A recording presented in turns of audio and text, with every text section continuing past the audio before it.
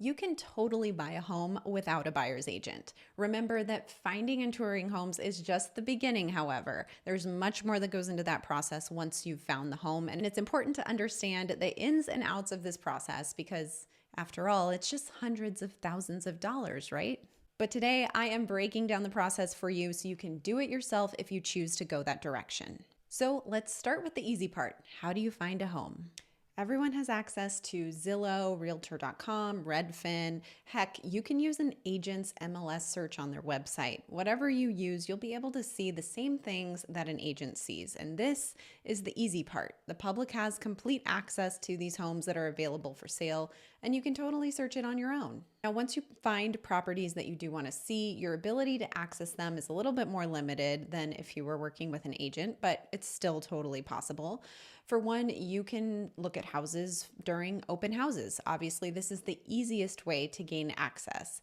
Not all homes will have open houses all the time, however, so you need to find some other ways to tour these properties.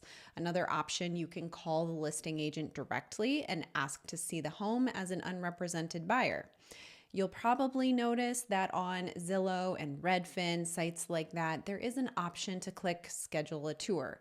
And you can certainly do that, but just know that when you're doing that, the agent who is giving you the tour will be expecting to have the opportunity to work with you as a buyer's agent. So they can get you in to see the house, but just make sure you're being very clear with them that you want to be an unrepresented buyer and you're not looking for a buyer's agent. Now that you found the right house, you'll want to make an offer. And before doing so, I would first find out if there are any other offers in consideration at that time.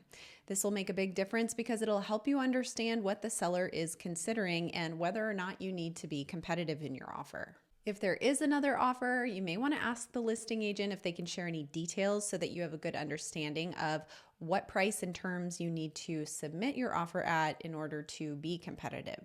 So once you've done some of that groundwork, you're going to want to submit your offer. And if you're not a realtor in the state of Arizona, you're not able to access the Arizona Association of Realtors contract documents, but you can likely Google the information and create your own contract and use that Arizona contract as a template.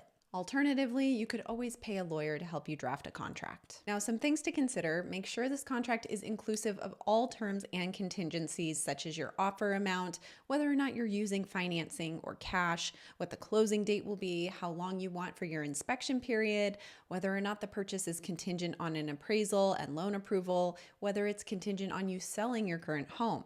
There's a number of things that are in the boilerplate contract that will be important for you to consider in order to protect your earnest money and your ability to cancel the contract upon discovering something you disapprove of. Once you submit your offer, you may get good news of an acceptance, or you might have to negotiate back and forth a little bit. Keep in mind, you can negotiate other terms aside from the price, such as closing date, contingencies, personal property, earnest money, just to name a few things. Now, assuming you're using a boilerplate contract similar to the Arizona contract, this means that once you're under contract on a house, your due diligence period begins, and that's usually 10 days in Arizona. During this time is when you'll want to do all of your inspections of everything from the physical inspection of the home, review any HOA documents if the home is located in an HOA, review the title report, and investigate the area for things that are important to you, like crime, schools, and that kind of thing. Now, at the end of this 10 days, you'll need to submit your request for repairs to the seller if you found anything during that inspection that you want fixed. The seller has no obligation to correct your request to repair and may respond by saying that they won't make any repairs.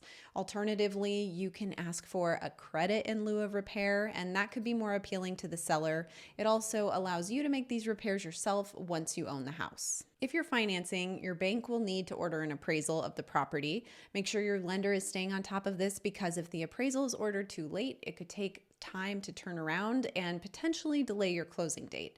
If the appraised value is less than what you're under contract for, you'll need to pay the difference by adding to your down payment, or you can negotiate with the seller to bring down the price. Depending on the contingency that you put in your contract, you may or may not be able to cancel and receive your earnest money back for this reason. The inspection is completed, the appraisal came back at value. Now you just need to go through a few more steps prior to closing. Make sure the title company has provided all the HOA documentation if the home is located in an HOA, and the title report. Your lender will also need to send you the closing disclosures no later than 3 days before closing.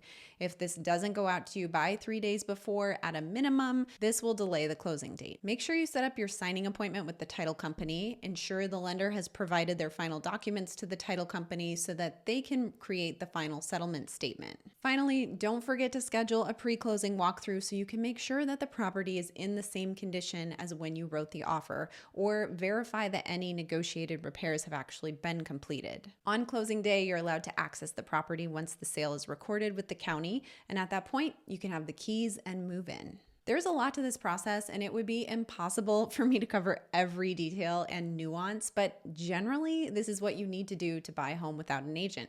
It's not rocket science by any means, but it can be helpful to have the guidance and the representation from someone who does it every day. Now, some advantages of using an agent, as I mentioned at the beginning, you can see all the homes that are listed for sale just like an agent can, but an agent will also have access to off-market properties or things that are coming soon and maybe not yet listed. Agents have relationships with other agents who plan on listing properties and sometimes can get you into them before they're actually listed on the market. Agents also have relationships with investors that are flipping properties and might be able to make an off-market sale, or their own sellers who plan to sell and haven't yet listed. All of this can be inventory that is undiscovered and not listed on these main home sites.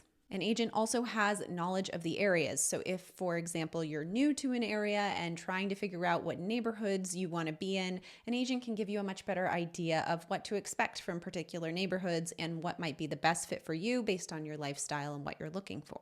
Now, of course, like I said, you can always tour a property, whether it be an open house or asking the listing agent for a tour, but when you do work directly with an agent, you have access to tour the homes at your convenience. Whether that agent or someone on their team is showing you a property, you can get that scheduled whenever you want. All those other things that happen once you're under contract, like staying on top of the timing with the lender for the appraisal and making sure you get all the information from the HOA and the title report from the title company, communication between title and the lender to get the final documents and numbers before closing.